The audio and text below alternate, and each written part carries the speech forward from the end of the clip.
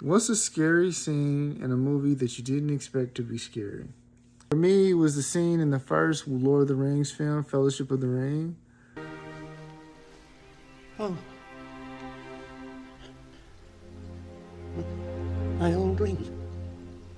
Oh, I should very much like to hold it again one last time.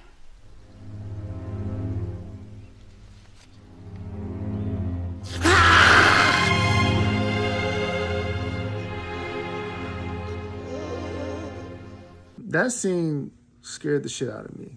Okay. I remember seeing it in the theaters when I was young, when it came out years ago, and just being like confused and just like I jumped out of a fantasy movie into a horror. There's a deeper implication to that scene.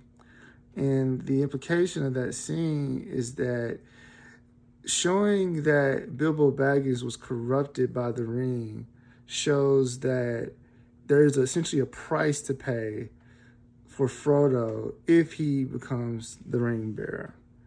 And I think it was a great piece of foreshadowing that they included right before the next scene. And it was dark. I mean, it was if you think about it, up until that point in the movie, you really were just watching your standard fantasy film. You know, the wizard comes, puts you on a quest, you go on the quest, you face a little danger, and then you go on this quest, and then you make it to this place and you're safe. You make it to the elves. And then that scene happens, and it's like, wait, what's going on? I thought they were safe. And so I felt like what that scene did is it shifted the focus of the film from being essentially showing that the black riders are not the danger. The ring itself is the danger because the ring is essentially power itself. And so I thought it was kind of cool because it's almost like an implication of like the idea of power corrupts even the most innocent of people.